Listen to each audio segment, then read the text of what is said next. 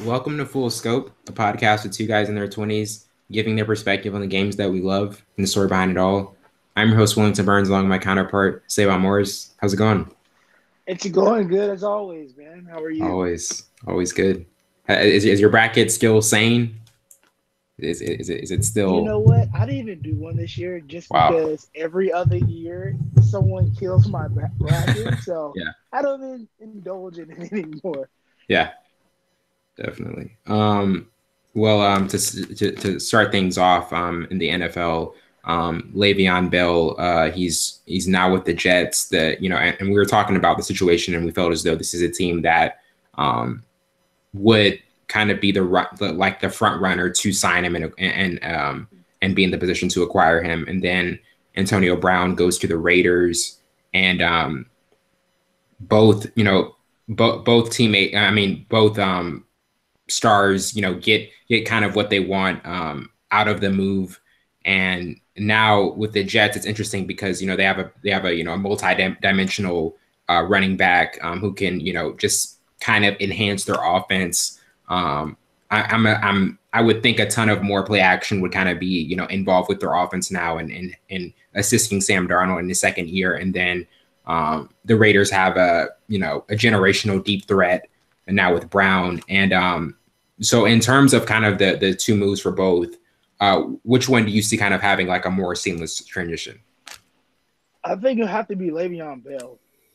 Just given, no knock against Antonio Brown, but just given what Antonio Brown brings off field and on field, and having a head coach in Gruden who's really old school and having a quarterback that has some inconsistencies in Carr and not having a deep ball threat to go with him in a running game to go smoother as well. I think his transition will be more difficult than Le'Veon's because he's coming to a situation where the offensive line is not as bad. They were 26th in the league in rushing, but I think they didn't have that guy who can take it the distance, help the offensive line with his patience, with his vision. He brings a lot to the table in the passing game as well, and he can block. So I think he immediately makes a impact. Not saying Antonio Brown wouldn't, but I'm just saying the teams are different. Yes, both were last in their respective Right. what not conferences, but Divisions. divisions. Thank you, Yeah. Wellington. Yeah, but I think Le'Veon, even though he was out last year and the year before that, he had some struggles. But I think his transition will be way smoother because one, he helps out a younger quarterback, and he's Le'Veon Bell. Yeah. He's Le'Veon Bell. I think his transition will be way smoother than AB. Yeah, and for Bell, it was 4 years for 35 million and a maximum value of 61 million. And you know in his first 5 seasons, he touched the ball 1,541 times. And he was talking about before this season that he wanted to avoid another 400 touch type season and kind of enter free agency, and not as you know with so much mileage and kind of the wear and tear that he may have had if he had played a lot, or played it just at all, kind of for the majority of the season. So do you think the Jets are kind of like monitor how much they how much they utilize him, and try not to maybe overload him as much, kind of, because it seems like it's something that he may have resented in terms of the situation in Pittsburgh. No, I definitely think they're going to give him the ball. That's why they pay him all that money. That's why they didn't sign back the other running backs they have. They want to invest in him. But as much as he'll get the ball, he's going to touch the ball at least 22, 23 times a game. Just given if the game flows the way they think it is, still going to touch the ball, whether it's in the passing game or the running game. But they want to use him as a decoy to add to that play action option that you just said earlier, and to give Sam Darnold a breather. Because without the running game, they can hone in and blitz Sam Darnold. But when you have Le'Veon Bell, a good running back in the backfield, your whole game plan shifts and changes to how good he is. And Le'Veon Bell has done that, and his patience is his biggest asset as a running back. He's one of the most patient running backs I've ever seen play the game of football. But they're going to give him the ball. Let's be honest about it. They're going to give him the Right. ball. He's going to be have the bulk of the offense. The offense is definitely going to be run through him. They do have decent wide receivers, and Anderson showed me that he was more than a deep ball threat last year. But Le'Veon, don't get it twisted. Le'Veon Bell will be the bulk of the offense. He will. I don't care what he doesn't want to touch the ball that much. You're going to touch the ball. 4 years, $61 million. Oh, definitely you're going to Yeah, touch the now I ball. mean it's the major investment. Yeah, It's the major investment that they've made. They have to do that now. almost death. I don't. Yeah. Maybe his early years, and maybe when he, nah, you're going to touch the ball. You're going to. If Adrian Peterson touched the ball when he went to Redskins 20, 25 times a game, what makes you Mhm. think you're not going to? His contract is not even remotely close to your contract, even in APs in his later years. But you're gonna get the bulk of the offense. They're gonna run the offense through you. But I don't know where that came from. Yeah, I mean, I definitely feel as though this is something where now that they've invested all this money, they're definitely gonna expect a lot of output from him. It's not something where just doing a cross reference to basketball, like what the Raptors are doing with Kawhi. They don't play him in a lot of back to backs because they want to conserve him because they don't know if he's going to be there long term. And with Le'Veon Bell, now the Jets, they've got him long term. They're going to use him as much as they can because of the recent investment that they made. But do you kind of feel as though before we move on, do you feel as though with Antonio Brown, he's going to be kind of do you foresee him being settled here, or do you think it's going to be one of those things where it's like Terrell Owens or Randy Moss, where he's just going from team to team and it's like last few years? I think it won't be from team to team. I think it'll be from team to retire. Okay. Because he's said it multiple times he doesn't need the game. And once a player say he doesn't need the game, they know what they've done already to contribute to the growth of football, the continuation of the growth of football. So he made all the money he can. He didn't get a Super Bowl. I don't think he got a Super Bowl. Mm. He didn't get a Super Bowl, but he got a lot of yards, a lot of touchdowns, a lot of considerations, a lot of accolades. He doesn't need the game of football. But I don't think the situation for him going to the Raiders will be as smooth. I don't think because of his attitude, the way he perceives the game, and I don't think Carr is that good of a quarterback to sustain that. Ben Roethlisberger barely sustained that, or kept him under wraps, where his ego, or his, I guess not even his ego, his confidence, Right, spewed, through the many areas and stages of Antonio Brown. So I don't think Carr or Gruden, for that matter, can sustain him in his entourage, which is him multiplied a couple times. yeah. You see the mustache? Jeez, It's interesting. Man. It's interesting. Let's call a spade a spade. That's Spade. terrible. Yeah. He looks like Be more Seal. blunt. Exactly. Right. Let's call a spade a spade. I saw the comparison with the seal and the just get rid of that, please. Just like dive back and cut it off. I can even take I don't know if you watched The Shop, but I can even take him seriously when I was looking at him in the shop with the documentary LeBron and Uninterrupted has. It's just like it was just so hard to look at him and take him seriously with that. Like, how can anybody look at him and be like, okay, I can have a serious conversation with you? I know the report, I forgot his name, the reporter who did, when he said that he doesn't need the game.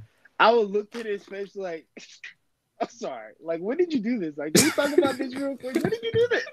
So you have all this money, you don't know what to do anymore. It's like, let me wake up, let me dye my mustache. Yes! Go AB. Oh, yeah, that's the look. That's the look. That's the look. Hey, kids, what do you think? Huh? Yeah, no? Crazy, man. Yeah. Crazy is insane.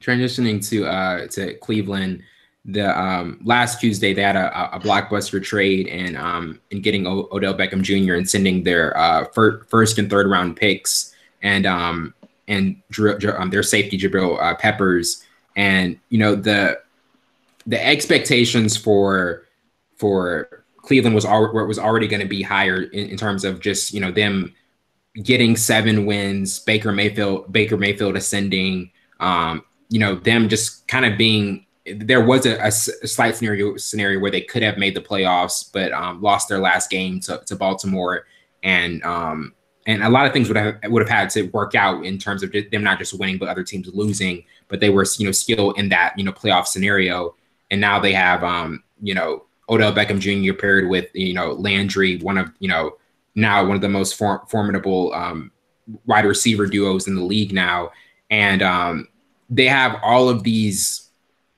assets that they've accumulated in the offseason, and they're projected to they have a very very good chance to be the AFC North champions, and there's in the past 3 to 4 years there's been an ascension, and kind of with what John Dorsey has done, kind of like a gradual upward mobility in terms of what they can possibly be. But what are your thoughts on the trade, and also how you foresee this season being for them? I was just like everyone else when I saw the OBJ trade. I was like, yo, the Browns are about to be 10 times better with him. Mm-hmm. And then you stop and realize, because we do this podcast, you follow football, and you realize who and what are the Browns really getting, or getting out of OBJ. You look at his injuries from 2012. He's had a hip strain, thigh hamstring tear in 2014, back vertebral bruise, thigh hamstring, hip strain, hand thumb sprain, ankle fracture, leg quad bruise. What type of player are they to get him? And then not even mentioning his attitude. The prima donna attitude that these players have when they don't get the ball, they don't get their way. Right. And it brings so much more. Play the game. So you're looking at this like glass half empty? Yeah, I'm looking at it as you got to look at the whole scope. Right. Yes, he's a good wide receiver. Is he a good teammate? I don't think so. Is he injury prone? Yes, he is. That's factual. So, and he's just been injured last year. Mm-hmm. And I think that's why the Giants was like, okay, let's get him. We paid him all this money. He just got hurt again. And he's bringing more than we want to bear. So let's take him over there. Go. They're used to getting players and wishing on a star to get players to be what they need to be. And as of yet, they haven't. I mean, Baker Mayfield was one. Jarvis Landry is panning out. Myles Garrett is panning out. But everybody else, like Jamie Collins, didn't work out. Kendricks didn't work out. He got in some trouble. It's like a lot of players that they brought in the organization. Jabril Peppers didn't work out. So it's a lot of them wishing on a star. And I'm asking people, what do you really think they're going to get out of OBJ? And no one can, he's gonna score touchdowns. When he's there, or when he's at home watching in a sling? Wow. So I'm just trying to be more realistic. I did not expect this take from you. And a lot of people don't either, because I like him as a player. Yeah, it's just kind of the demanding, just kind of like the maturity questions, how he was not always the best teammate. Is it things like that you can see just traveling, just traveling with him to Cleveland? Most definitely. And I know in the one people always think out, Jarvis Landry and Odell, they were college football players, college teammates. LSU. The chemistry is going to be there at LSU, yes, of course. But those are two dogs.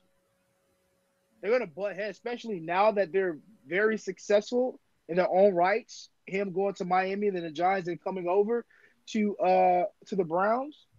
And we've seen that in Hard Knocks, him going at, different people and not backing down. So if OBJ is mouthing off, whatever, I'm just saying it won't happen, but it's a possibility given their type of play, because Jarvis Landry wants the ball.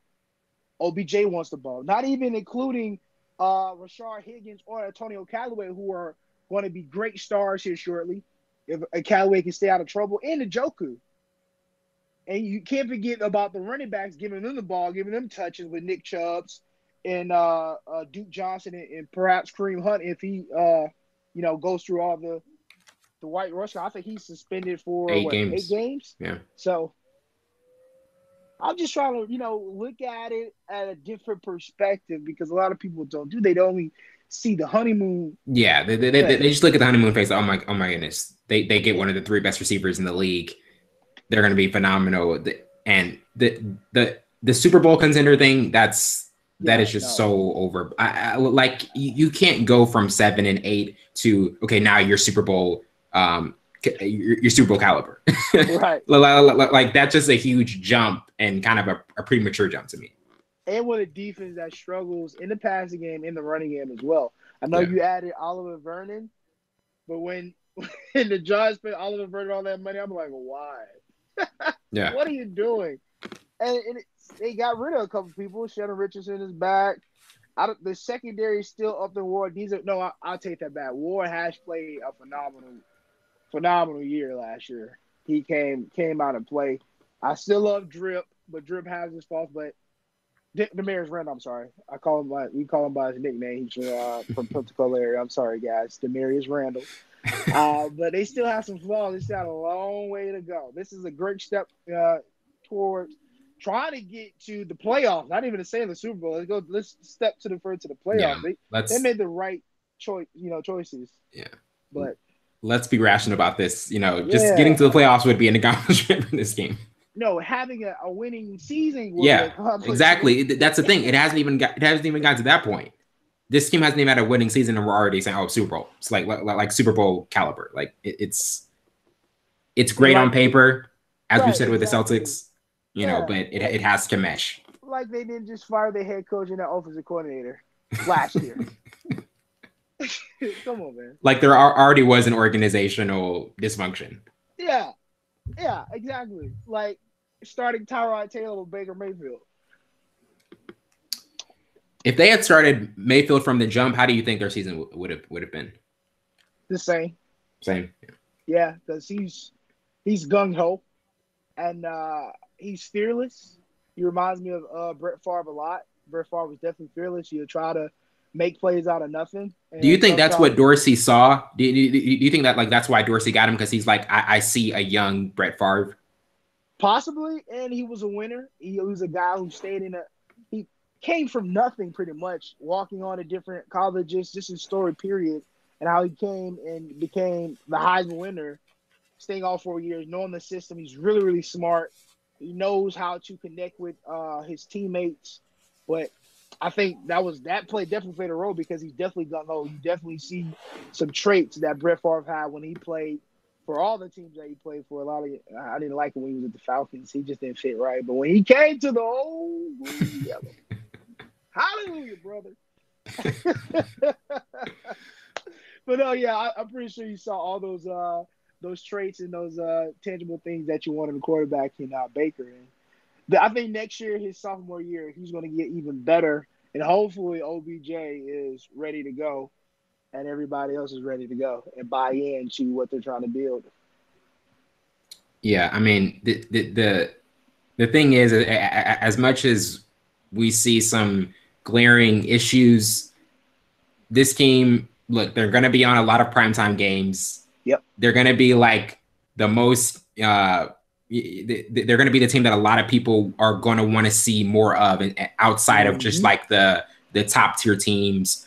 But they're still not in the class of New England, Kansas City, San Diego. No. Los Angeles. I apologize, San Diego. Before we even move on, I know we spent a lot on this topic. Where is the Los Angeles Rams getting all of this money? I don't know. How do you feel about your Clay Matthews sad departing? Sad. Because when I saw that, the first person I thought of was you.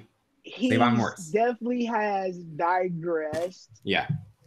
And he hasn't been Clay Matthews for a couple of years. But when you're so loyal to an organization, a team, and you see one of your favorite players like Randall Cobb going to the Dallas Cowboys. Yeah, 1 year deal. It's sad, man. It's really sad. And it's taking a toll on Aaron, but you got to understand, this is a business. Both of those guys were on a decline from their glory days. And just trying to get some new blood in there, trying to revamp this entire, try to get some new players around Aaron Rodgers. And the defense needed to shake it up too. So we got Preston Smith, we got a couple guys from Baltimore, and hopefully they pan out well. But when I saw Clay, I got off work.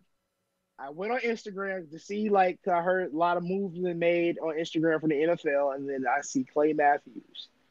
It wasn't that he left; they traded away, not traded away. They let him go.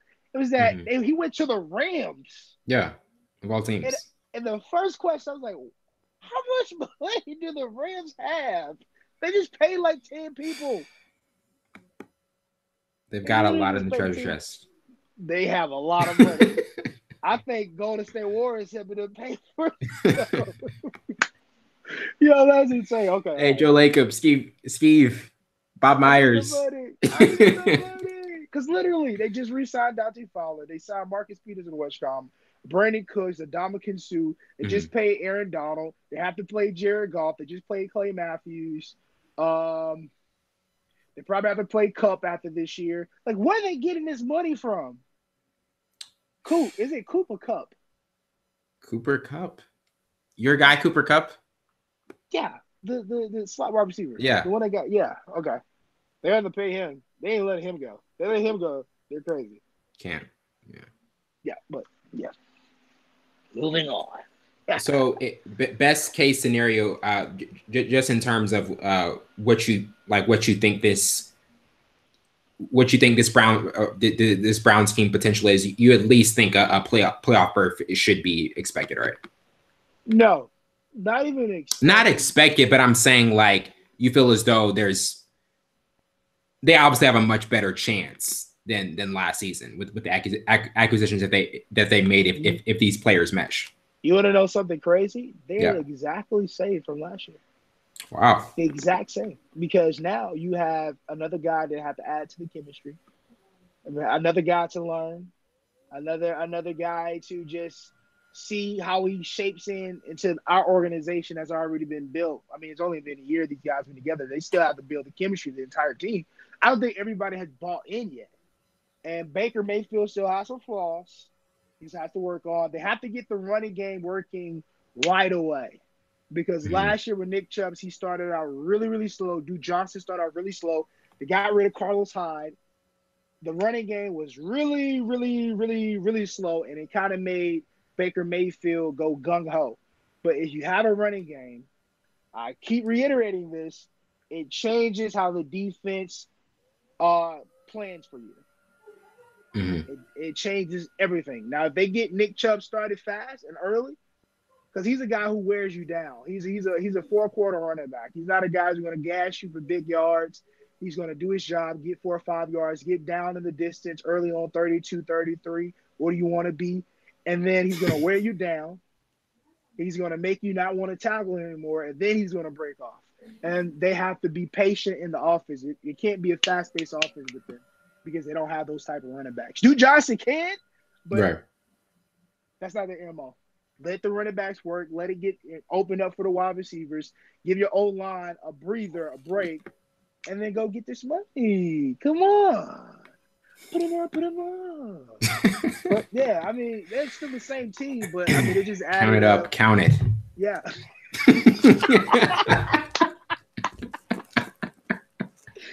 That was so great, Wellington. Count it up, count it. And you said it so professional, like, count it up, count it. Corporate America. Oh, wow. You never cease to amaze me, Wellington. Transitioning to the NBA, the Nets had an amazing 25-point comeback against the Kings, and D'Angelo Russell had 27 points in that quarter, and he was 17 of 33 overall and 6 of 15 from three, and he's been averaging 20 points, I think 6.9 assists, and 43% shooting overall, and 36% on 3 attempts per game, on 3-point attempts per game. And, you know, this Nets team, I think currently 6th in the East. This is a team I really feel as though can I'm not saying win a first round series, but they can push the team that they're facing in the first round. Not be a team that, I'm saying that would get to the second round, but can push a team because of just how great they play and the fact that they have a really good nucleus of Caris LeVert, Spencer Dinwiddie, and Russell, who are all, starting to get healthy. But in terms of the comeback and what you're seeing out of Russell, who, there's been this thing with, when the Lakers traded him, he wasn't seasoned. He wasn't as a polished player. And now he's, just had an offensive outburst this year and just has played at a really high level. But what have been your thoughts of his play and also what you're seeing from the Nets? When you think of D'Angelo Russell and pre-Brooklyn Nets, the Lakers, he was still a young pup. And he definitely wasn't seasoned yet. He was just finding out who he was going to be on the Lakers basketball team. You inadvertently coming to be a role player. But some players just have to get away from that and give the opportunity to be a star. And I feel like in Brooklyn, it was so big of a desperate nature there that they allowed him to be that type of player. But he's playing with more confidence than I've ever seen him in the years he's playing in the NBA. And his array of 40 points, 30 points, and it continued when he played with versus the Kings on Tuesday.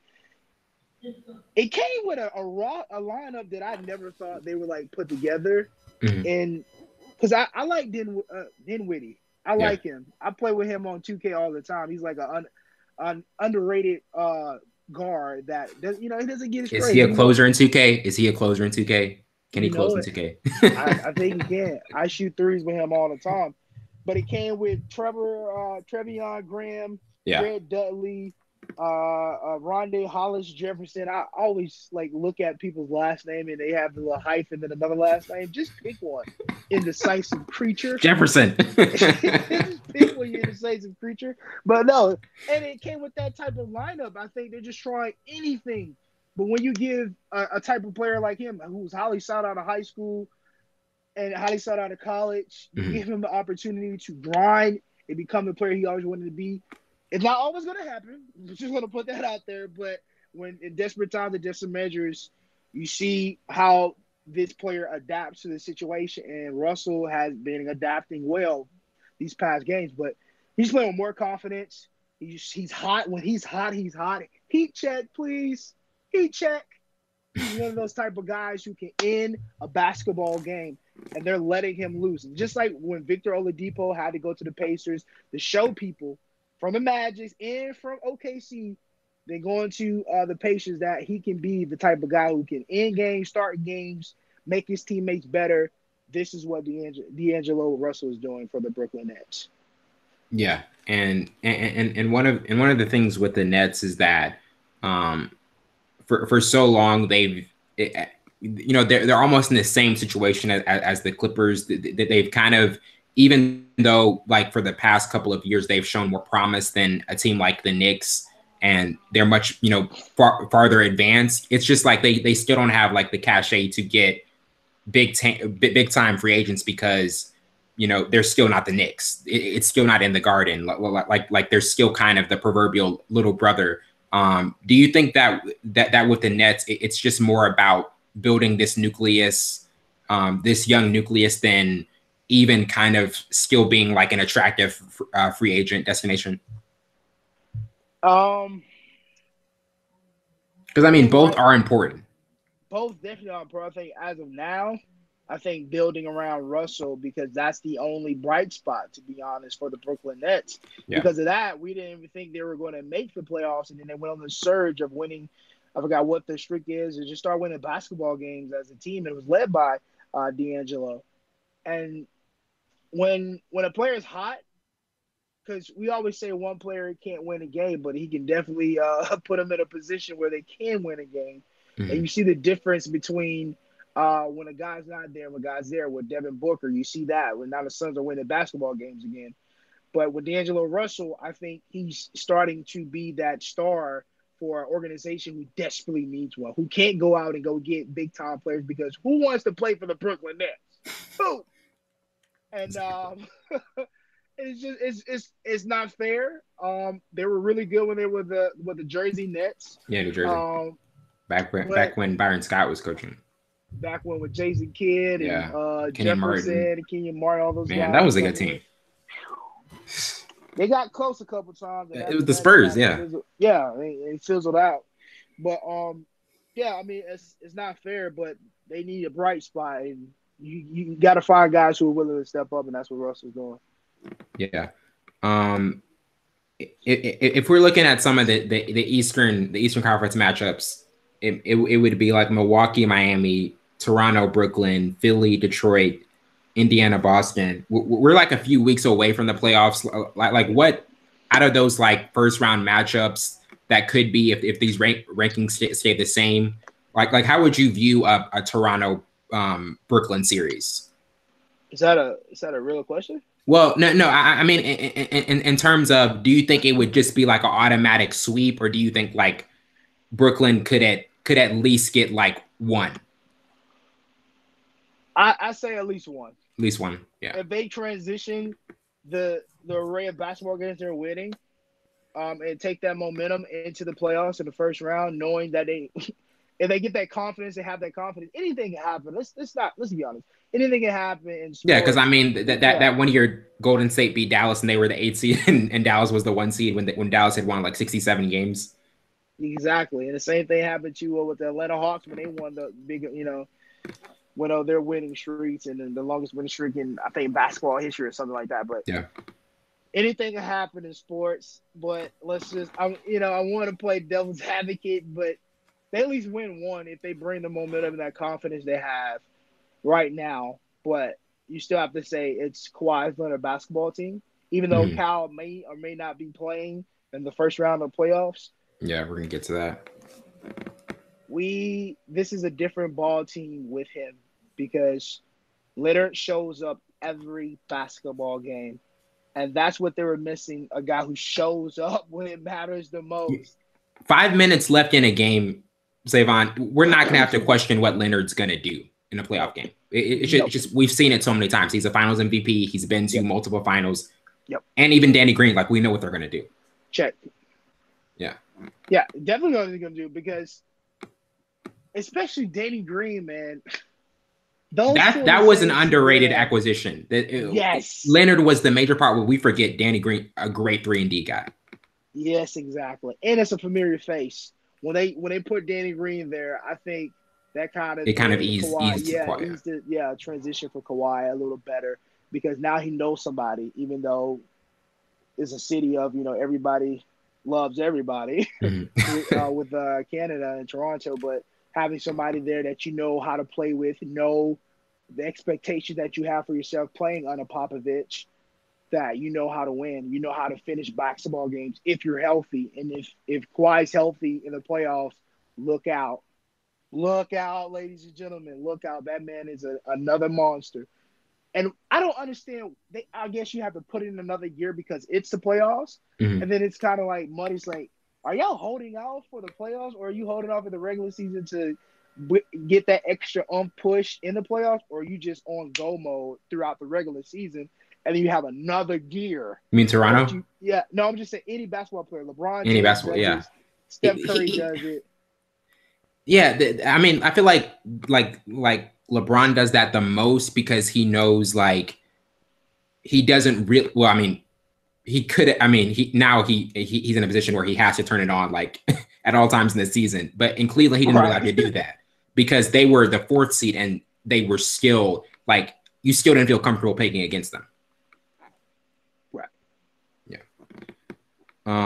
Transitioning to Milwaukee. Malcolm Brogdon is going to be out 6 to 8 weeks with a minor plantar fascia tear in his right foot, and he's one of those guards who has more of an impact. The impact he has when he's not there, it's even more visible. He was, I believe, Rookie of the Year last year, and their net rating when he's on the floor is 10.5 and 6.3 without him, and he was close to putting together like a 50-40-90 season, averaging 50% from the field, 42% from 3 on 3.8 attempts and 92% from the free throw line. And, this is, as we know, with Budenholzer, it's more of a fast-paced offense, a lot more threes, things that were not as, it was more of a clogged offense last season, primarily relying on Giannis and Chris Middleton.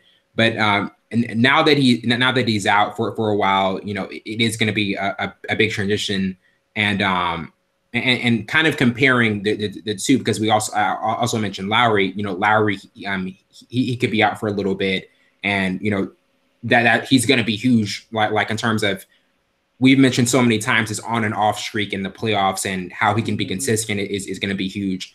But I know it's tough to compare, but just looking at both teams who have, they're the front runners in the East, kind of neck and neck. What do you think about the impact and what it means going forward for both teams, like title, at least finals berth? I think with Malcolm, that I think his injury is more significant than Lowry, knowing Lowry is one of the big time players in Toronto. But we're looking at an overall team that is going to be missing a guy at their weakest position, to be honest, with the Milwaukee Bucks. But I think they do have enough options, like in Tony Snell and Pat, that they can sustain themselves with, while he's out. Because you look at Tony Snell, he's played with he has a good chemistry with Giannis and Chris Middleton. Shout out to Chris Middleton, even though you don't listen to our podcast or whatever. I mean, but the only thing about it with Pat and Tony is the netting. I think the net rating when they play with the different stars, and I think with Pat it's 13.8 net rating, and with I think Tony is negative 2.1. So I think that's the difference. But I think both guys have the chemistry to come in and have the starting role to just pick up where they left off without their big-time guy. But I think it's more significant because those guys were playing as a unit. I think this team is the top 5 team who plays as a unit in the NBA right now. They play so well together. And they've been blessed not to have that many plaguing injuries throughout the regular season. Now the bad timing of having one of your starters go out, who's probably going to be out the first and second round of the playoffs. Now you have to scramble, but when you have depth, that's why people pound, got to have depth. You can have the best starting 5 in the NBA. If you don't have depth on your bench, then you're going to lose. Those guys cannot play every single minute or effectively every minute of a basketball game. So you got to have depth. But I think the Milwaukee Bucks do a great job of finding people that fit into situations where they have this situation with Brogdon going out. But I think that's the more significant one. Even though Cal, and the reason I say Cal, I know I'm going on about this a little longer than expected because we don't know which Cal we're going to get. And I think they can win without Cal Lowry. They can definitely win without him. And when you have 2 seasoned guys who know how to win, who have championships, NBA championships on their fingers with Kawhi Leonard and Danny Green, they'll be fine without them. That's why I said it's more of we need him in Milwaukee than Kyle Lowry not showing up and still being there in body but not there in spirit. So a compromised Brogdon, you wouldn't feel as confident in terms of Milwaukee, like Milwaukee's chances, like having a long playoff journey. No, they're still gonna go a ways. They still probably. Yeah, I mean, no, but I'm saying this is I feel like this injury is the difference between I definitely think they're gonna get to the Eastern Conference Finals, but I feel like it's a difference between whether they can get to a finals or not. If they're in a position where they're going up against a Toronto who's already experienced and their guard is 50%, like you said, I feel like Toronto, they can afford Lowry being 50% more than Milwaukee can Brogdon. Almost definitely. That's why I said Brogdon is one of those they have the depth to try to fit players in until he gets back, but they still need him. He's a vital part. And that's why I say Kyle Lowry's injury is not as significant with Toronto because they have those veteran guys who know how to win. But with a young team in Milwaukee who's finally learned how to play together and they've been blessed not to have these injuries, then they get an injury right before the playoffs. So it's kind of, I think it's more significant in that way. But I definitely agree with you. Yeah.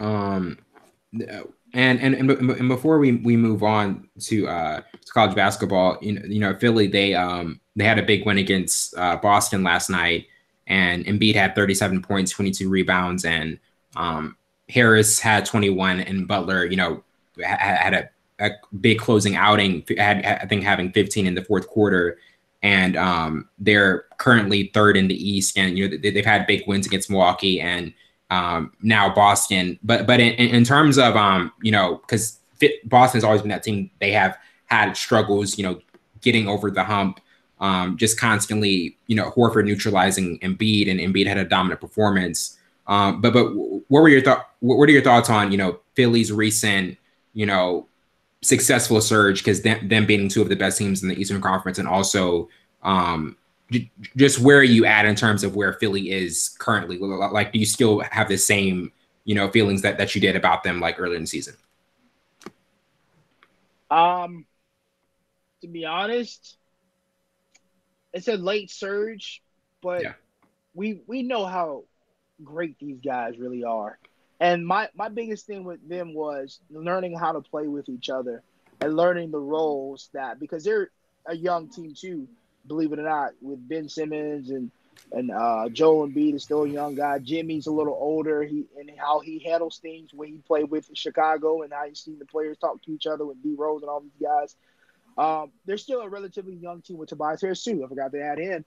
So learning how to figure out who's who and who's what, and just learning how to play each other. That was my biggest concern with them. That would complete the process.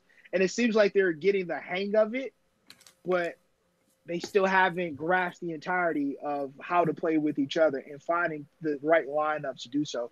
But we know how good they have a great amount of talent, and they have a bench too. So it's not like I'm saying, these guys are terrible.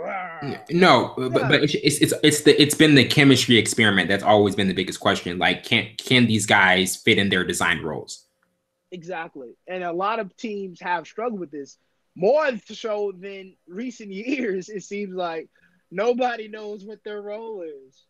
And it's always now it's the teams that have all the talent, and it's kind of trying to figure out who fits where and what role is given to whom. So that's the biggest thing against the Philadelphia 76ers. But if they figure that out, and I reiterate that again, if they figure that out, then they have a great chance of being a great basketball team, because they have the pieces. They have a great starting five, I think, top 10 starting five in the NBA. But just got to learn to play. But their starting five is, his historically good statistically. In terms of having that much talent, like guys who could average 17 or more, like all five guys in a starting lineup, is a huge threat. Do you still feel as though do you still feel as though like Simmons is the Achilles heel in terms of like his inability to shoot? Like, would you say like that's their biggest Achilles heel, or would you say the turnovers, because that's always been a big issue for Philly? Man, you know what? I want to say both, but I just want to be direct with one. Mm-hmm. I think the turnovers. Yeah. Because the fact that Ben Simmons understands that's his flaw, but he try to makes up in different areas, as finishing at the rim, which he's been doing great at for the past 4 or 5 games, and creating plays for his offense with his passing ability. There's a difference between passing someone the ball and create opportunities for your players to get to the rim. And let me go a step further. I think each point guard has to get to the paint to be able to create plays and points for their teammates. And if you don't do that, if you're just dishing the ball to the left, dishing the ball to the right, somebody's open to shoot it, that's not really creating a shot. He's open. But if you get to the paint and bring all the attention towards you and have your, ability to dish it or make another play to create another play, I think that's what a true point guard is. And I think Ben Simmons has that ability. He does that as good as Russell for OKC. But I think the turnovers, they definitely have a lot of turnovers. I don't understand why. If I just gave you praise about what you do, why are you having these many turnovers? And it comes from mostly Ben Simmons and Joel Embiid, I would say. Mm-hmm. Yeah. But they have to clean that up That's because even kind of the Warriors' Achilles heel, right? I yeah, mean, you know, surprisingly, I know, but like they can get too loose with the ball. Like there's kind of a template for Warriors loss. If they're like too loose with the ball in the beginning of the game, like there's a strong possibility like they may lose that game because you know they're just so confident in their ball movement that a lot of times they can, you know, become careless with it, and you know Steph can become careless, and that's where just it kind of you know starts into you know what can contribute to a loss. yeah, that overconfidence, that Yeah. over lackadaisy, nonchalant type thing. We Mhm. know who we are, and then sometimes you mess up by doing that. But they try to clean it up though. But if you want to beat them, you have to make them turn the ball over. I think that's a definitely Achilles heel, and I think a lot of teams understand that. But Yeah. winning off that alone, good luck. Yeah. Good Is luck. not gonna happen. Especially in the playoffs. Good luck. You think you're gonna just beat them because they turn the ball over Yeah. more? All right. They turned it over like seven. They We can got turn it over them. 7,000 times. I bet they in those 7,000 times they get out probably 75% Yep. 3-point shots. But yeah, but it's kind of hard to beat the Golden State Warriors at their own game. Yeah. Transitioning to March Madness. You know, Duke, Virginia, North Carolina, and Gonzaga are the one seeds. First of all, what are your thoughts on three one seeds being from the ACC? It's been a while. Like I feel like the Big Ten was the last team to kind of have that. It goes to show you what the recruiting is at ACC and who has the talent, what guys want to play for. Yeah. And each sport they have one conference that everybody loves. Football is what SEC, basketball is ACC with North Carolina and Duke, and what I don't want to go anywhere else, but those are the two. I Yeah. was gonna go to tennis, and because I think tennis is I think the Pac-10, if I'm not Yeah. mistaken. I Yeah. think, but yeah, whatever. We just stick to basketball and football. But no, baseball is SEC too. It's SEC too. But yeah, but I wasn't surprised because all three of those teams. But you know what? No, I wasn't surprised because Tennessee, Kentucky, Mhm. and what's the other SEC team that kind of like they were doing great and then they kind of fizzled out at the tail end. But I wasn't surprised that the three number one seeds were from the ACC. Yeah, and these it's interesting because you know this is a tournament where it really is top heavy. You know, the really good teams. I feel like after two, like there's a big drop off. Like after like for one and two are really secure in terms of being elite teams, and then after that, there's a bit of a drop off. Do you think this tournament is gonna like when it gets to the Elite Eight and Final Four? Do you think like we'll see a lot of the ones and twos still around, or do you think it's going to be like more kind of this tournament is going to be more like kind of defined by the upsets more than just like the top heavy teams, you know, being around in the Elite Eight and Final Four? You know what? It's going to be a mixture of both, and I hate Yeah. to be like neutral on this, but because we all know there are going to be upsets in March Madness. That's why everybody loves it because everybody's on the same. Everybody's on the same. What's called one and done. You lose, you're out of here. Everybody's on the same level, and yes, this I think this potential March Madness tournament this year is kind of top heavy with guys like Duke and Gonzaga, and the list goes on with big name teams that are some are number one and some are the top five. That there are going to be some of those guys still left over, but it's definitely going to be some upsets going on, and you look out for Murray State, baby. Yeah. They might upset. They already upset Marquette. Yeah. So Is it, I know I'm kind of skipping to a topic. Is outside of Zion, is Ja Morant the most most exciting? Yes, that's who my guy was. Yeah. He's it's not even his ability to finish at the rim, which I love. You should know this because I always say it. Yeah, It's his ability to create plays for his off his players, his teammates. Mm-hmm. Triple double against Goodness. the top 5 team Marquette. 16 assists to 16 Wellington. assists. 16. Oh, Atlanta. That's look, man. That's all I want. And you look for the little things. He's an excellent leader. He always picks up he picks up the slacks for his teammates. He makes sure everybody's on the same page with their energy. Do not let them see you sweat. Do not let them see you sweat. And they were the underdogs, and they pulled it out. And Morant, man, that man's a baller, underrated baller. Yes. But he's about to be a star, though. I think he's definitely top 3 player. Top 3, yeah. Yeah, definitely top 3. But that's my guy. That's what I was gonna go with. Because whoo, he did not disappoint with that triple double. I wanted to see. And that's the thing in the tournament. Like I think they were saying like the last player to have a triple double in the tournament was Draymond, and it's so rare for us to see players do that. Like do you feel as though even like a performance like this, having a triple double against like a top 5 team, like do you think, because scouts were already, I feel like they were already impressed like with what Morant did. But like, what do you think like a scout can see in terms of him doing that against a top 5 team, like on a stage like this? Like, this is not just like a conference tournament game. Like, this is like the biggest stage.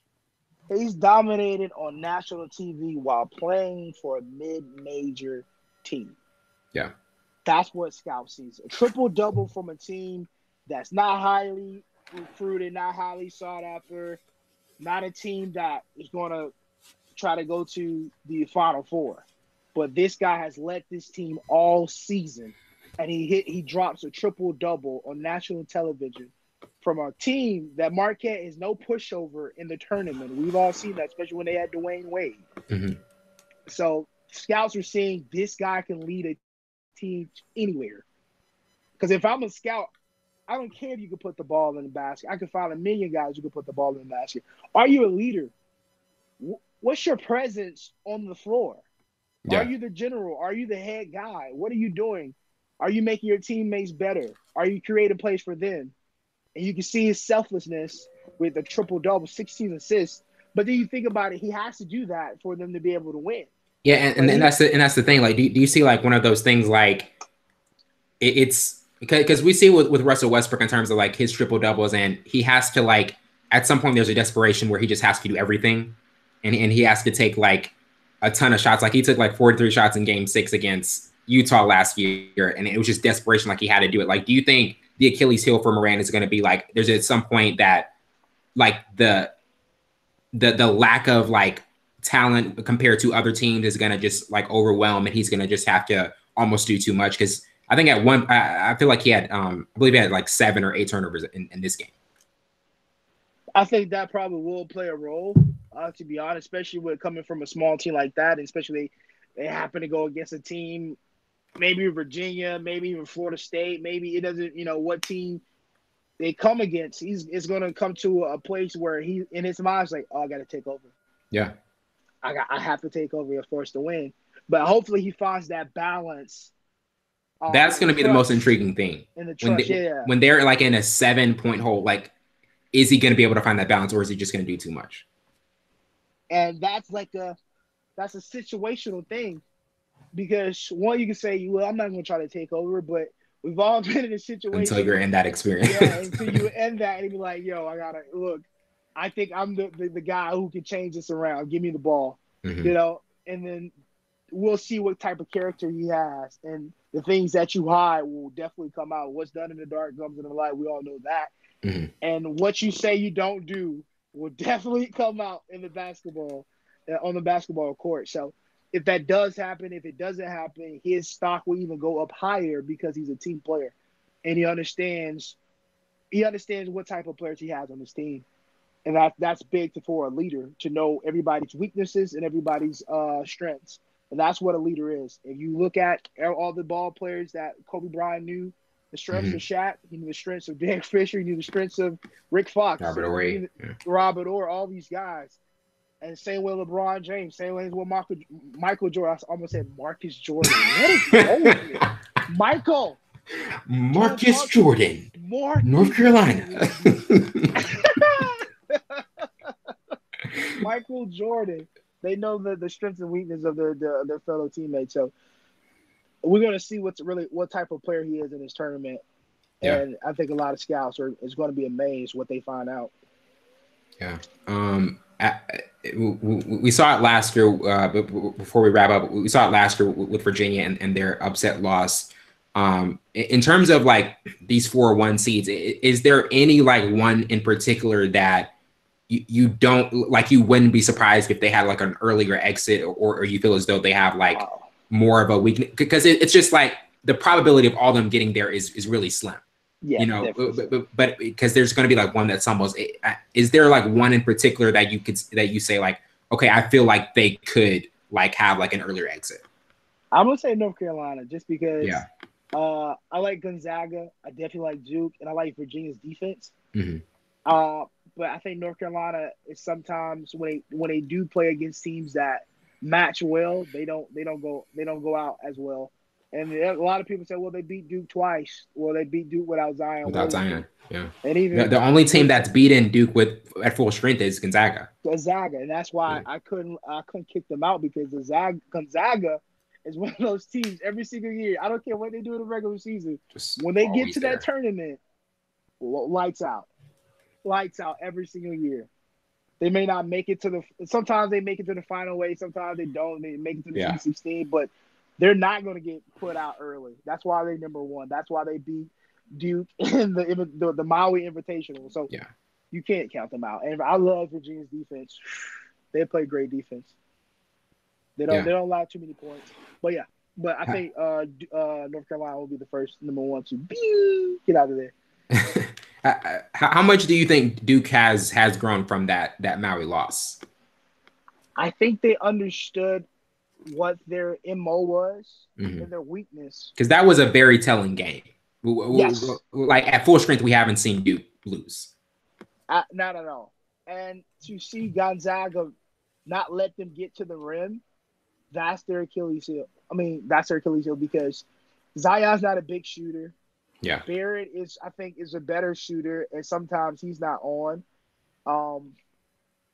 Red is red, man. Cam Reddish, Yeah, Red. I call him Red. I gave him a nickname, even though I don't know him. I think people call him Red. I wouldn't call him Reddish. I'm like, hey, what a Red. What a Red. What a Red. No, I think that's their Achilles, and for Gonzaga to do it early and often, because Duke was the big bad wolf, and then Gonzaga was like, yeah, I know how y'all win, because they don't really run an offense.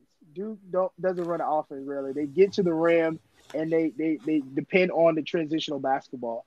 But it's the offense of overpowering you. Exactly. If you make them shoot, then you're gonna have a chance, and that's what Gonzaga did. And then Gonzaga can shoot the lights out. Yeah. And so. Whew. But no team has really done that, because they're not Gonzaga. If both teams advance to the Final Four, we're gonna see the rematch. So that'll be interesting. That will be interesting. I wonder how they will play, and probably play the same. Yeah. If it's not broke, don't fix it. Like, hey, we're not changing anything from November. Don't let them get to the rim. Okay, what you gotta do? Hey, RJ can score 12 or 14 in the fourth, as long as Zion's contained. Like, we're good. Right. The Zion is the one that you need to not let him get any momentum. If it gets to Zion, it's lights out. Yeah. You can't let Zion get more than 4 dunks. Goodness. That's going to ignite the entire team. So, pretty much since Anthony Davis, he's the most exciting player we've had in the tournament, right? Oh, most definitely. Yeah. Yeah, most definitely. All around, yeah, most definitely. Yeah. I was going to say JJ, but JJ was just a shooter. That's true. But he did have that villain, because every Duke player kind of, and I don't think Zion is considered a villain. You know what I mean? Everybody just loves watching Zion. Zion is just a team player. He's just a kid that loves playing basketball. Yeah. And he loves giving his all, and that's why I really like him. He's a freak of nature, but the love of the game is still there. The purity of the love of the game is still there. But if anybody makes Zion a villain, I'm going to find him, Wellington. I'm going to find him. You told us, Devon, though. You said if Zion goes down, Duke goes down. And it really, I mean, since he came back from that injury, it was just clear. Like, there were questions about Duke without him. But then when he came back, it was just like unanimous. Duke's the #1 overall seed. Exactly. They did held their own when he was out, but when they met a team like North Carolina, it showed. It was Zion's will that got them over. Exactly. He's the guy that brings everybody up. Yeah. Like, I would love to play with him. I would sit on the bench. I would cheer for him. I know I won't get in the game because Zion's the one player, but I'm gonna cheer for one teammate. Like, that's the type of player. He's selfless. He wants everybody to win. Like, that's the type of player you want. He's a leader. Like, he goes all out. He shows his leadership in his actions. He's not a verbal guy. He gets. I feel like Zion's just the perfect teammate. Yeah, is there more perfect? If you like, everybody said RJ said he's he loves him as a brother and teammate. Yeah. Red says the same thing. Coach K can't say enough about him. It's just that's the type of player you want on your team. And he goes to NBA. It's gonna change a little bit because it's the NBA. Of course, he's a grown man. But I think he still have that purity. And I think he wanted to relish the fine. Yeah. Just this is not something you can get again. This type of stage. And the world watching you, like it is one. It's just the biggest event in sports. It really is. Yep. I was just about to say that the most watched sport event ever. Yeah. March Madness, baby. Yeah. It's here. It's here. No bracket. No bracket filled out from you. No. Every year is someone. Last year was Florida. Yeah. My own team, my own blood. They lost. Sounds like but they advanced. They beat Nevada. They did. Yeah, they did. Yeah. Well, they just beat Nevada. They just beat yeah. Because I was looking, I have all the games like on my computer screen. I just scroll up and I forgot. Oh yeah. That's how it is in class. People like a guy next to me, he was just watching the game. Like, I'm not listening to the lecture. I'm not listening. It's March. We should have it. We should have a class in March, Yeah. Well, your record's going good before we end. Your record's going good. I picked Marquette to beat Murray State. I picked New Mexico State to beat Auburn, who lost by 1, by the way.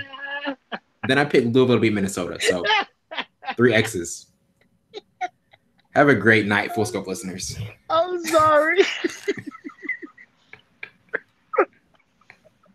I was literally watching the New Mexico State Auburn game with one of my classmates after class, and I'm like, I think he's gonna hit all three free throws, misses 2. Cool, awesome. Well, you enjoy your bracket. Oh my gosh, man, that is so rich, man. That's funny. Oh, that's why I don't do brackets anymore. The first day, it's already scratched. First day. You're not alone. I know a lot of people's brackets got scratched. Whew. Welcome to March. Well, Savon, you're the winner tonight. No bracket, no worries. I didn't even fill out one. I don't have to worry about New Mexico State and Auburn. I don't have to worry about Marquette and Murray State. Because I wouldn't have picked Murray State. Yeah, but they were the popular 12 pick. They were the popular 12 pick because of Morant. And I definitely would have picked Florida State just because I don't like Florida State. So I definitely would have lost. Florida State won. Yeah, I know. That's what I'm saying. I would have picked against it. I never picked Florida State. What am I? I'm not going to be objective here. Yeah, I have to stick to the rivalry. I don't care. Yeah. But yeah. Well, that wraps it up for tonight. I'm your host, Wellington Burns, along with my counterpart, Savon Morris. This has been Full Scope. See you later.